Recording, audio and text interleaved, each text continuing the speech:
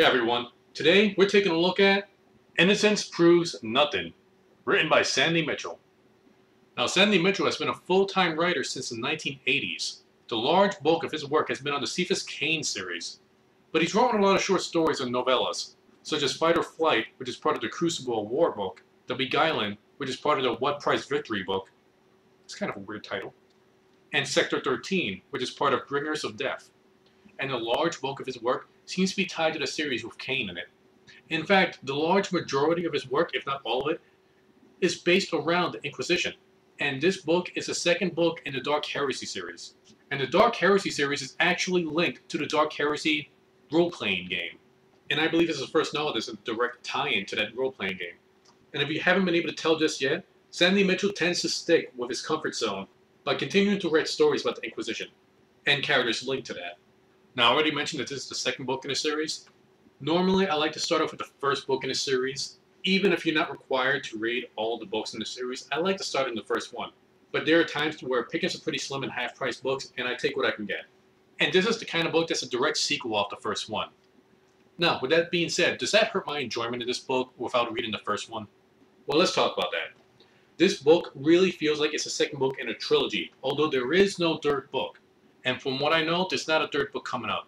I don't know if it has to deal with it being linked to the Dark Heresy RPG. Maybe if you play the RPG, it'll go on to more detail or talk about the events that happens after this book. But if you don't play the RPG, and if you haven't read that first book, this book really does feel like it's the middle of a trilogy. It feels like the filler in between book 1 and book 3, where nothing really gets resolved.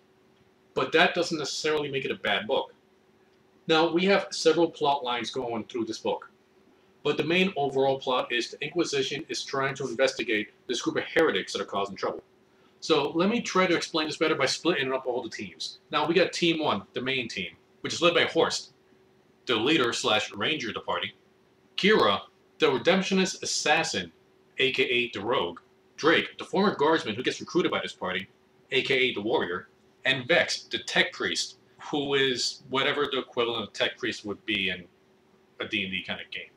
Oh yeah, and Barter, the newly recruited character, which is a pilot, who is essentially their getaway driver.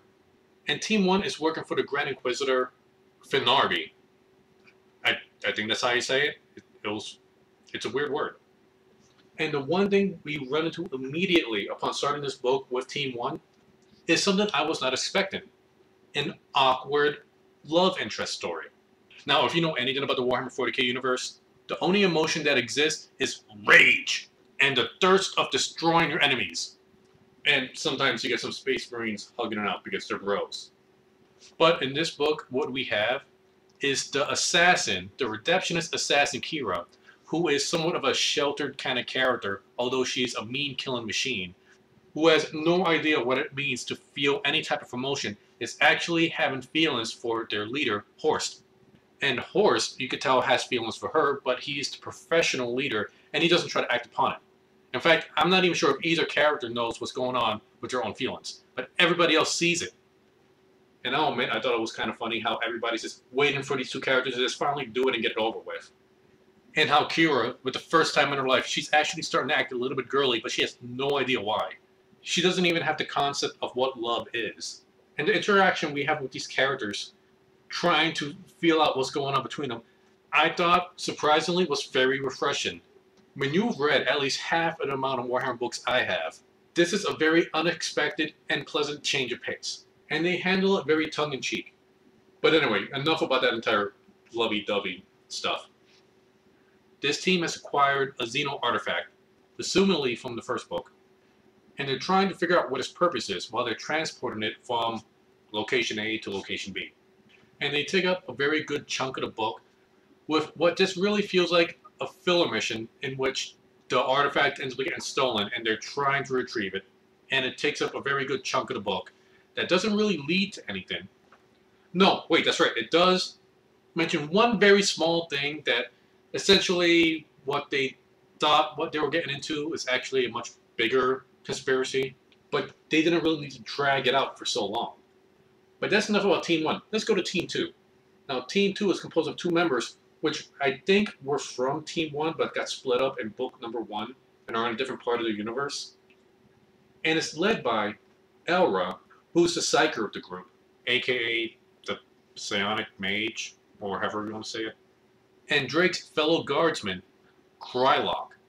And Krylock is probably, I think, one of the most resourceful characters throughout the entire book. Because when you think guardsman, you think just some dimwit with a gun. And Krylock, at first, he seems like just a big brute with an axe. But this guy just fits in so well into whatever it is that the Inquisition does. I wouldn't have known that he used to be a guardsman if this book didn't tell me.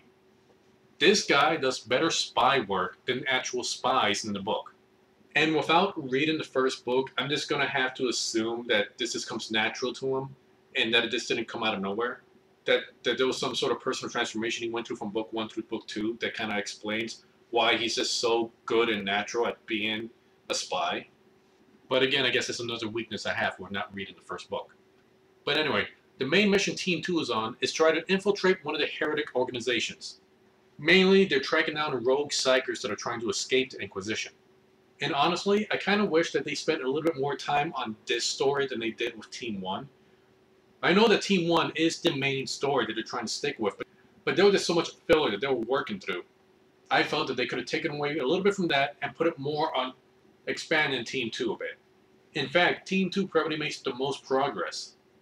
And while Team 1, the majority of their work just seems to be a little bit more brute force and forcing their way through everything, Team 2 is a lot more spy work, a lot more deception, and I found that really intriguing.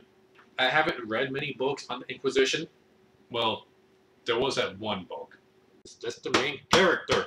But this book does it better. And seeing as how the Inquisition is mainly what Sandy Mitchell writes on, you can tell that he knows what he's doing. Now, moving away from Team 2, let's talk about Team 3. Now, Team 3 is led by another Grand Inquisitor, Griner, a friend of that first Inquisitor, along with his Alucite sidekick, Quillam. Now, these guys, they're investigating something else. Something dealing with demons and not the Xeno stuff. But as their story progresses, and we don't really get much screen time with these guys, their goals start to cross. And the large majority of what Team 3 is doing is spying on everybody. The heretics, some demon worshippers, even Team 1, and I think Team 2 at some point. And their story, I think, suffers the most from me not reading that first book. You see, some major events happens with Team 3. But since I don't know much about the characters, they don't really go into depth trying to flush out these characters in this book, on Team 3 at least. That when stuff happens, I'm not really feeling invested in what's going on. So really, throughout the entire book, I really couldn't care less about what was going on with Team 3. But as the book progresses, I was really feeling for a lot of the characters from Team 1 and Team 2. Krylock was an awesome character. And going through the kind of awkward lovey-dovey kind of things that Kira and Horst was trying to avoid, while I think some people might think that they spent too much time on it, I found it pretty enjoyable. I thought it was hilarious when Kira had no idea what was going on with her. She actually talked to a priest to try to figure out what was going on. And when she can't understand why she feels happy when she makes Horst a sandwich and he thinks it tastes pretty good. I mean, you're taking this really, dangerous assassin woman, and now she's trying to rediscover what feelings are?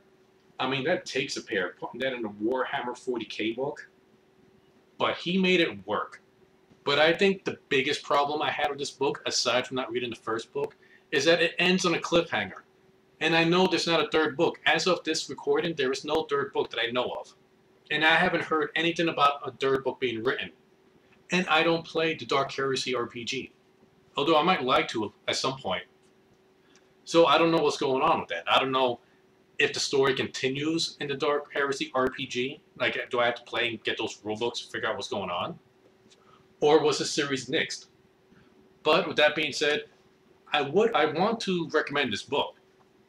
I had fun with it. If I read the first one, I would have probably really enjoyed this one a lot more. I don't think there's any question about that. But the fact that it ends the way it ends, it's making it tough for me to recommend it. Because there's nothing worse than to really get into a series just to not get that final climax that you're waiting for.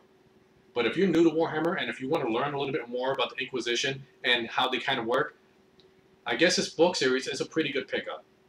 It shows you the correct way to write Inquisitors and their Alucites.